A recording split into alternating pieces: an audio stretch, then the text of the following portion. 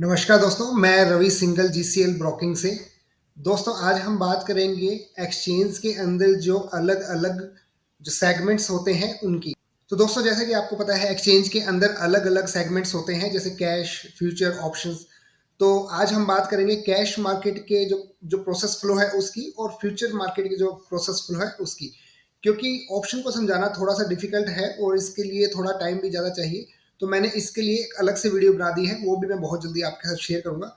आज हम cash market के और फ्यूचर मार्केट के प्रोसेस फ्लो की बात करेंगे। तो स्टार्ट करते हैं कैश मार्केट की। तो दोस्तों, कैश मार्केट का जो प्रोसेस फ्लो है वो समझना बहुत आसान काम है। इसके अंदर सबसे पहले क्लाइंट ब्रोकर के एंड से। तो दोस्तों, कैश मार्केट का प्रोसेस फ्लो समझना बहुत आसान काम है। इसमें से इसमें सबसे पहले क्लाइंट ब्रोकर को ये बताता है उसको कौन से शेयर खरीदने हैं और कितने शेयर खरीदने हैं। ब्रोकर अकॉर्डिंगली उससे क्लाइंट से पैसे ले लेता है। दूसरे स्टेप में दोस्तों, ब्रोकर जो है वो क्लीयरिंग कॉर्पोरेशन, जो कि इंडिया में मेजरली दो है, एनसीसीएल और आईसीएल, इनको इन्फॉर्म करता है कि मेरे क्लाइंट को कौन से शेयर चाहिए। इनको वो पैसे दे देता है। थर्ड स्टेप में दोस्तों, क्लीयरिंग कॉर्पोरेशन सेलर से, जिसने जो ट्रेड हुआ था उस टाइम पर एक एंड पे सेलर भी होता है, तो सेलर को वो पैसे देकर उससे वो शेयर ले लेता है। फोर्थ स्टेप में दोस्तों, क्लीयरिंग कॉर्पोरेशन जो शेयर्स है जिसको हम सिक्योरिटी भी बोलते हैं, वो दूसरे एंड से लेकर ब्रोकर को प्रोवाइड करवा देता है। लास्ट स्टेप के अंदर दोस्तों, ब्रोकर ने जो आपका डीमेट अकाउंट खोला है वो वाले शेयर्स ब्रोकर डीमेट अकाउंट के अंदर आपके क्रेडिट कर देता है। तो पूरे प्रोसेस फ्लो को दोस्तों आसान टर्म्स में समझें तो एक तरफ आपने पैसे दिए, दूसरी तरफ आपके अकाउंट में शेयर्स क्रेडिट हो गए। इसमें कोई लेवरेजिंग नहीं होती। जितने पैसे आपने दिए हैं ब्रोकर को, उतने रुपए के शेयर्स आपके अकाउंट के अंदर आ जाते हैं। चलिए दोस्तों, अब फ्यूचर मार्केट को समझते हैं। फ्यूचर मार्केट को समझने के लिए दोस्तों मैं आपको एक कहानी सुनाता हूँ। इस कहानी से हम लोगों को इस मार्केट की जो फंक्शनिंग है उसको समझना आसान काम हो जाएगा। तो दोस्तों, इस कहानी के अंदर एक आदमी होता है, उसके लड़के की 6 महीने के बाद शादी डिसाइड होती है। तो घर वालों ने एक एस्टिमेट लगाया कि लगभग 1 किलो गोल्ड जो है उसकी ज्वेलरी उनको बनानी पड़ेगी। तो पिताजी ने सोचा कि अगर एक 1 किलो गोल्ड मैं 6 महीने बाद खरीदने जाऊंगा तो आज का भाव 50,000 रुपये है। तो उस टाइम पर अगर कल को गोल्ड तेज हो गया 55,000 रुपये, तो मेरे को 5 लाख रुपए का नुकसान हो जाएगा। तो मैं एक काम करता हूँ, मैं सुनार के पास जाता हूँ और आज ही 1 किलो गोल्ड बुक करा के आ जाता हूँ। तो वो आदमी सुनार के पास गया और उसने कहा भैया मेरे को 1 किलो गोल्ड बुक करवाना है। तो सुनार ने कहा मैं कर लूंगा, लेकिन आपको मेरे साथ बैठ के कंडीशंस समझनी होगी। मेरी कुछ कंडीशंस हैं, अगर वो आपको समझ आती है तो हम ये आपस में ट्रेड जो है वो एग्जीक्यूट कर लेंगे। तो पिताजी ने कहा बताइए कि क्या कंडीशंस है। तो इसको मैं आपको एक स्लाइड के थ्रू दिखाता हूँ। तो दोस्तों, सुनार ने कागज पेन लिया और उसने कहा सबसे पहले हम लिख लेते हैं कि आपको क्या चीज़ बुक करानी है। तो उसने कहा मुझे गोल्ड बुक करवाना है। आगे दोस्तों, सुनार ने कहा कि आज की डेट क्या है वो भी लिख लेते हैं। तो उन्होंने कहा आज मान लीजिए 1 जनवरी है।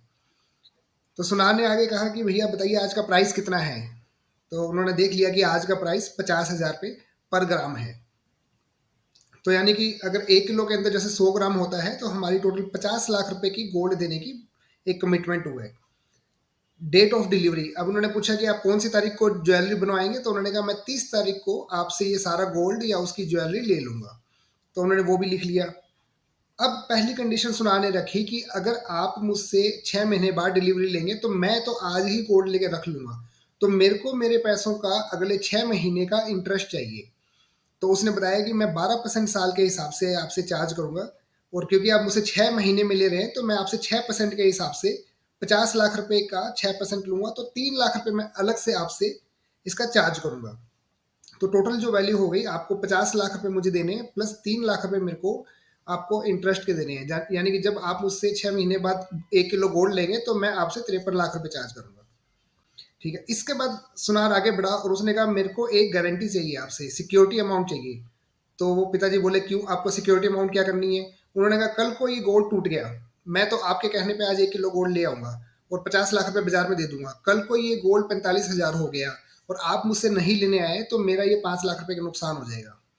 तो मेरे को मिनिमम सिक्योरिटी अमाउंट जो आपसे चाहिए वो 5 लाख रुपए चाहिए, यानी कि 10%। तो मिनिमम सिक्योरिटी अमाउंट जो मेरे को आपसे चाहिए वो करीब करीब 10% चाहिए।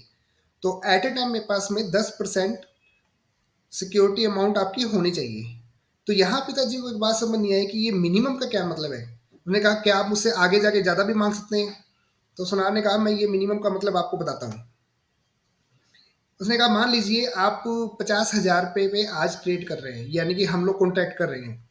कल को इसका प्राइस 44,000 पे हो गया, तो आपने मुझे अभी कितना सिक्योरिटी अमाउंट दिया? उन्होंने कहा 5 लाख रुपए। तो कल को अगर ये 44,000 का प्राइस हो गया तो मेरे को जो लॉस आएगा वो 6,000 के हिसाब से 6 लाख रुपए का आएगा। तो उसने कहा कि अब आपका जो डिपॉजिट है 5,30,000 है और 6 लाख का लॉस आ जाएगा, तो मैं 70,000 रुपये के लॉस में आ जाऊंगा, और कल को आप मुझसे गोल्ड लेने नहीं आए तो ये मेरे को नेट में लॉस हो जाएगा।